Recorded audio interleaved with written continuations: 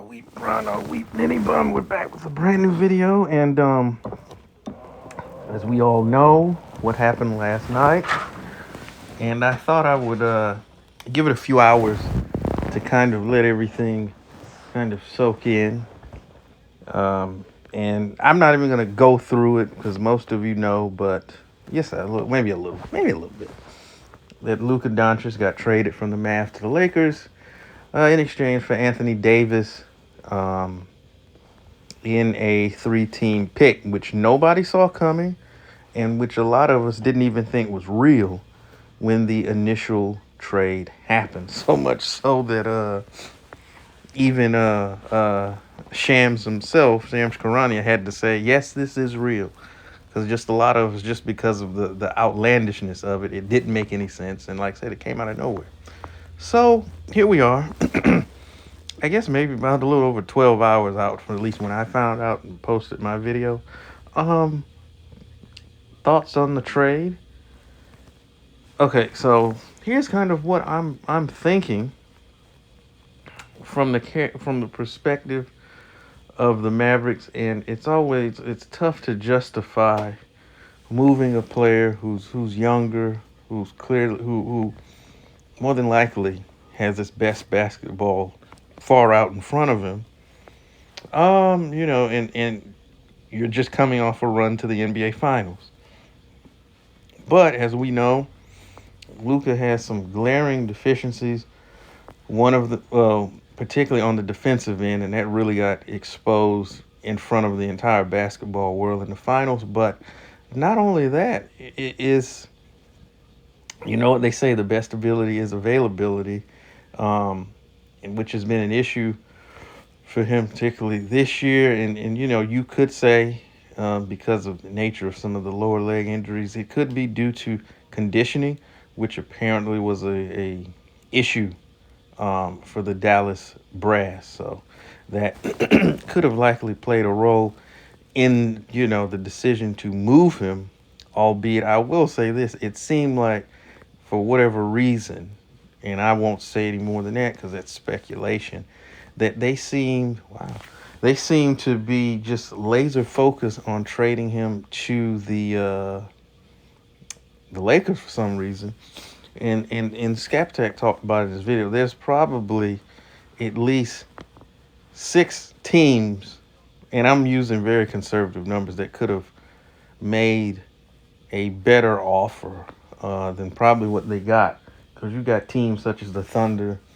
I think the Clippers still have a pretty good war chest of selections, and some other teams that really you could have netted a king's ransom for a guy who's been, first team All NBA nearly every year of his career. But, you move on to the Lakers, and I'm speaking of Luka. And the thing about it that I don't get, like this move in and of itself, and I think I saw Two-Raw did a video. I think he said that they were, and when I say they, I mean the Lakers, were about not drafting, but finding LeBron's replacement whenever that time comes, somebody that can initiate offense and can do things up the perimeter, score, yada yada yada, so on and so forth.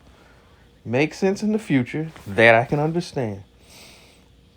The here and now, it seems to be a very, very bad basketball fit, because stylistically speaking, you've got two guys not only who do the exact same thing and need the ball in their hands to be effective, but now your two best players are turnstiles and statues on defense. And even with a guy in Anthony Davis who was playing at a DPOY level, defense was still an issue for your team. Size outside of AD was an issue. You needed some more help on the interior. And now somehow we're supposed to think that trading him away solves those issues. So you have to wonder if this is the only move, it's a head scratcher. If this is a precursor to other moves, it may make sense after the fact. So looking at it in that lens, I won't judge it super harshly, but I'll say it's definitely scratching my head in the same way that when they got Russell Westbrook and everybody was like, oh, they're gonna win. I'm like, I don't know. I don't know about the fit from a schematic standpoint, from a basketball fit and a style standpoint, and we saw ultimately how that turned out. And I see this as worse because at least Russell Westbrook, not only he gives effort on both sides of the ball, to mitigate some of that, which something which Luka Doncic does not. Nice pass. So there's that. Then the other thing, if you're looking at it from the Dallas standpoint, it makes some sense. In the sense that yes, you traded your best player, but you filled in some holes. Obviously, defense and in the interior was a huge glaring deficiency from your ball club, and Anthony Davis can help to solve some of those issues. You still got, though I did hear he got hurt, and I hadn't looked into it. It was just um, what was kind of told to me that he was hurt. But when healthy, you still got Kyrie Irving. You've got Clay and the rest of those guys, and you have to think that in addition to what AD can do defensively, you've got another guy. When I say you, I mean the Mavericks, who can draw a double team and open things up for, say, a guy like a Clay Thompson. Um, you got to think that and when I say he, Anthony Davis, not going to have to log much minutes at the five. He can play his four, so you can make the argument you will be getting a better, more comfortable version of Anthony Davis. And so it's going to be really interesting to see that dynamic, how he affects the game and how he be integrated, with Kyrie Irving and Klay Thompson and the rest of those guys. I think that's going to be interesting once he comes back from, I think it's an ankle or whatever injury that he's got going on. So, the initial from a basketball perspective in terms of fit, you'd have to think that the Mavs may be potentially in a better position than they were prior to making this trade. But of course, that remains to be seen. And as Chris Berman used to say, that's why they play the game. So we will see. But I think, like I said, from a fit standpoint, you got to think that Dallas is looking sitting pretty. But we'll see ultimately what happens. We're not going to get to see this until after the All-Star break, I think, on both counts, because Luka with that calf strain and AD with his injury.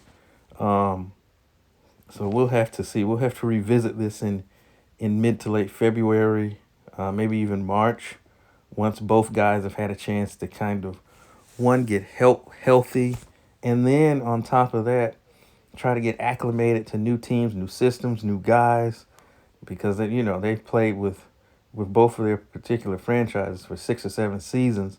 So, there's kind of getting that and getting comfortable. So we'll revisit this in March, barring something crazy happening, and then we'll be able to make a better determination. But what do you think initially in terms of quote unquote who won the trade? What do you think that each guy is going to be able to bring to it? And let's talk about it in the comment section. Let's have a conversation about it. But, as always, I thank you all for spending a few moments with us. And we'll be back with more videos real soon. And as always, make sure to tell the ones that you love them. Check on your people out in Cali, the Carolinas. And I'm out. Peace.